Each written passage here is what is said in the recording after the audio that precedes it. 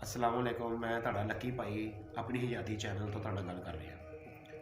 ਹੋਰ ਸੁਣਾਓ ਭੈਣੋ ਤੇ ਭਰਾਓ, ਕਿੱਦਾਂ ਸਿਹਤ ਤਬੀਅਤ ਠੀਕ ਠਾਕ ਹੋ? ਅੱਜ ਦਾ ਜਿਹੜਾ ਵਾਕਿਆ ਮੇਰੀ ਇੱਕ ਕਜ਼ਨ ਦਾ ਵਾ ਤੇ ਦੂਸਰੀ ਕਜ਼ਨ ਦੇ ਨਾਲ ਦੋਨਾਂ ਕਜ਼ਨਾਂ ਦਾ ਆਪਸ ਜਿਹੜਾ ਵਾਕਿਆ ਹੋਇਆ ਉਹ ਇਸ ਤਰ੍ਹਾਂ ਹੋਇਆ ਕਿ ਮੇਰੀ ਕਜ਼ਨ ਜਿਹੜੀ ਨਾ ਆਪਣੇ ਬੱਚੇ ਲੈ ਕੇ ਤੇ ਦੂਸਰੀ ਆਪਣੀ ਕਜ਼ਨ ਨਾਲ ਮਿਲਣ ਵਾਸਤੇ ਗਈ। ਠੀਕ ਹੈ ਨਾ, ਮਿਲਣ ਵਾਸਤੇ ਗਏ। ਜਦੋਂ ਜਾਂਦਾ ਬੰਦਾ ਤੁਹਾਨੂੰ ਪਤਾ ਹੀ ਆ, ਫਿਰ ਅਗਲਾ ਚਾਹ ਪਾਣੀ ਵਗੈਰਾ ਕਰਦੇ ਆ। ਤੇ ਮੌਸਮ ਥੋੜ੍ਹਾ ਜਿਹਾ ਠੰਡਾ ਜਿਹਾ ਸੀ। ਉਹਨਾਂ ਨੇ ਕਿਹਾ ਕਿ ਬਾਜੀ ਤੇਰੇ ਵਾਸਤੇ ਚਾਹ ਬਣਾਉਂਦੇ ਆ। ਬੱਚੇ ਵੀ ਉਹਦੇ ਨਾਲ ਸੀ। ਉਹਨੇ ਕਿਹਾ ਕਿ ਨਹੀਂ ਬਾਜੀ, ਮਤਲਬ ਕਿ ਚਾਹ ਦੇ ਕੱਪ ਬਣਾਉਣੇ ਤੇ ਸਿਰਫ 2 ਬਣਾਏ, ਉਹ ਜ਼ਿਆਦਾ ਨਾ ਬਣਾਏ। ਬੱਚੇ ਮੇਰੇ ਚਾਹ ਬਿਲਕੁਲ ਨਹੀਂ ਪੀਂਦੇ ਹੈਗੇ। ਠੀਕ ਹੈ ਨਾ, ਘਰ ਦੇ ਵਿੱਚ ਜ਼ਰਾ ਵੀ ਚਾਹ ਨਹੀਂ ਪੀਂਦੇ, ਇੱਥੇ ਵੀ ਇਹਨਾਂ ਨੇ ਨਹੀਂ ਪੀਣੀ।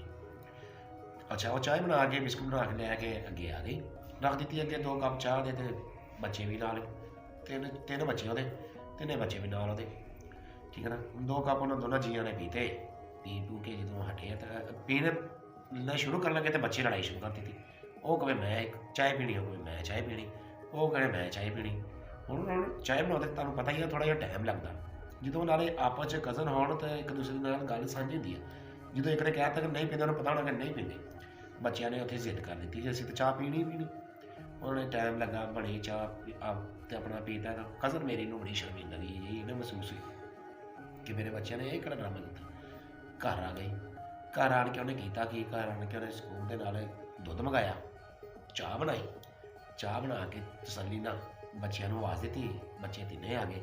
ਉਹਨੇ ਕਿਹਾ ਕਿ ਬੱਚੋ ਚਾਹ ਪੀਏ। ਠੀਕ ਹੈ ਨਾ, ਬੱਚੇ ਹੁਣ ਕਹਿਣਾ ਅਸੀਂ ਚਾਹ ਨਹੀਂ ਪੀਣੀ, ਕਿਉਂਕਿ ਪੀਂਦੇ ਹੀ ਨਹੀਂ ਸੀ ਘਰ ਦੇ ਵਿੱਚ ਚਾਹ। ਉਹਨੇ ਕਿਹਾ ਅਸੀਂ ਨਹੀਂ ਪੀਣੀ। ਉਹਨੇ ਕਿਹਾ ਅੱਛਾ ਨਹੀਂ ਪੀਣੀ।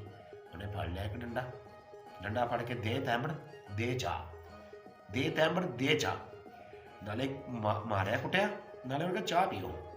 ਤੁਸੀਂ ਮੇਰੀ ਉੱਥੇ ਇੰਨੀ ਬੇਇੱਜ਼ਤੀ ਕਰਾਇਆ, ਹੁਣ ਚਾਹ ਪੀਓ।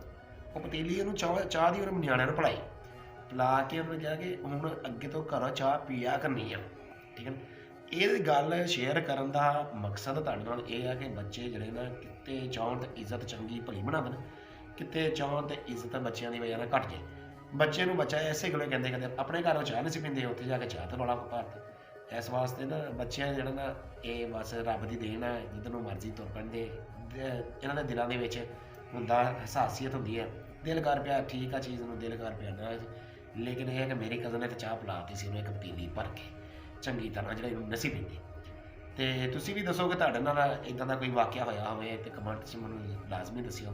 ਅਤੇ ਦੁਆਵਾਂ 'ਚ ਯਾਦ ਰੱਖਿਓ। ਮਿਹਰਬਾਨੀ, ਸ਼ੁਕਰੀਆ, ਅੱਲਾ ਹਾਫਿਜ਼।